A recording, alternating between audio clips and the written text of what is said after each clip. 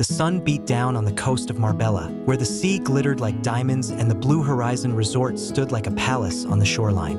Inside its grand marble entrance, polished staff buzzed like bees, catering to millionaires, celebrities, and CEOs.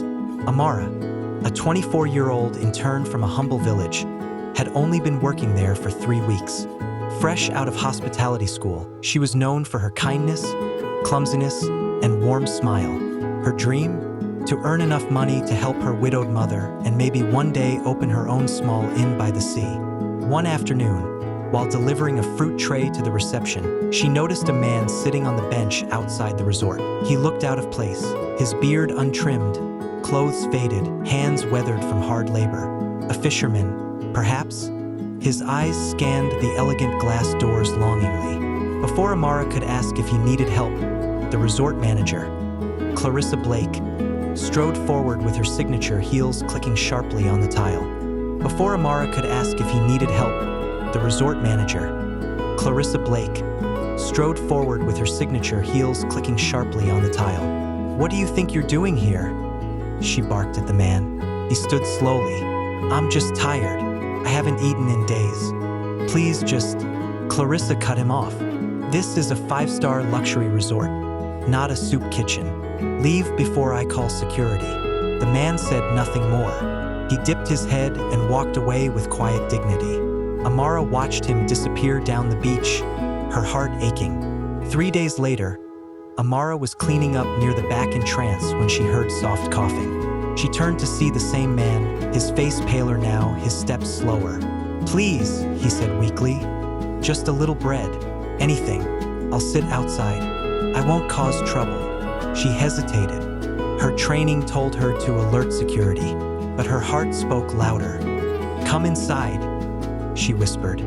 "Wait near the kitchen. I'll get you something." He nodded, eyes grateful, and followed her quietly. In the staff kitchen, Ammara poured hot soup into a bowl, cut thick slices of bread, and added a banana from her own lunch. She placed the meal in front of the man. "What's your name?" she asked gently. "Adam," he replied. "Thank you, miss." "Ammara." Their eyes met for a moment, kindness in hers, mystery in his just then. The kitchen doors banged open. Clarissa stormed in, lips tight with fury. "What is this?" she shouted. "Who let him in?" I did," Ammara stuttered. "He was hungry. I couldn't just..." "You're fired," Clarissa snapped. "Pack your things. Now." Tears welled in Ammara's eyes, her hands trembling. "I only wanted to help.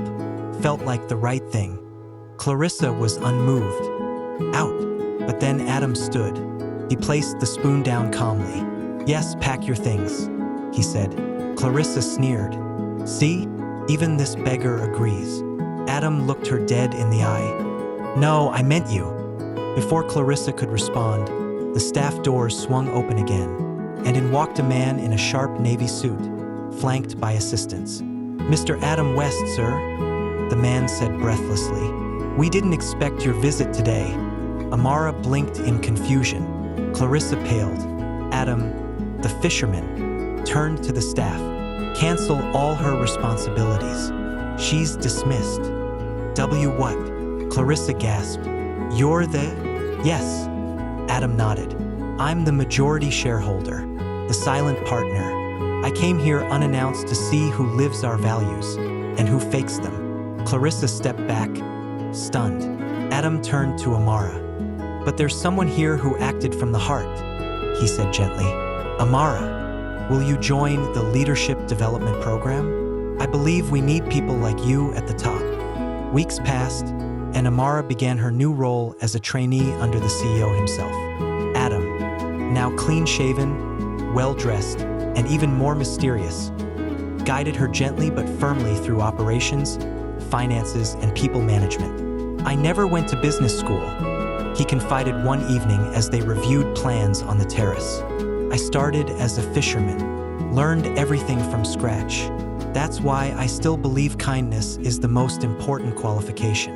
Ammara smiled. "And I thought I was just feeding a stranger." "You were feeding a stranger," he said with a wink.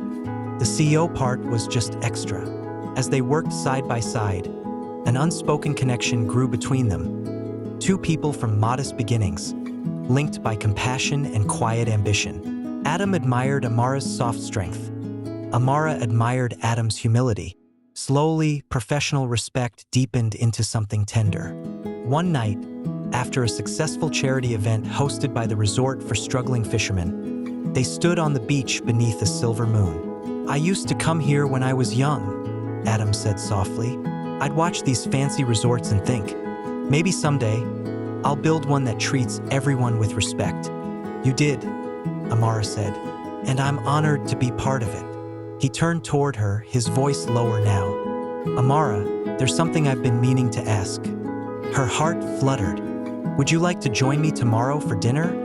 "Off the record," she laughed. "As long as it doesn't involve soup and a secret identity." He chuckled. "Deal." 1 year later, the Blue Horizon Resort had a new face, warmer, more welcoming. Ammara, now the youngest operations director, led staff training on empathy and service values. Adam remained CEO but insisted on mentoring from the trenches. Their relationship remained private but strong. No grand announcements, no tabloid photos. Just meaningful work and quiet evenings together under the stars. Final scene. A lesson for all at a global conference. Adam was invited to share his leadership philosophy. He stepped onto the stage, pausing before the microphone. "I once disguised myself as a fisherman," he began. "I wanted to see who would look down on me and who would offer soup." He smiled at the front row, where Ammara sat, glowing with pride. Titles can be faked, outfits can deceive, but kindness, that's real. And those who show it, even when they have nothing to gain, are the people we need leading this world. The room erupted in applause, and somewhere, in a village far from the resort, Ammara's mother watched her daughter on TV, eyes filled with tears and pride. Moral of the story: kindness is never wasted. You never know whose life you're touching, or who might be testing yours. True love and leadership aren't born from wealth or power, but from the courage to do what's right when no one is watching.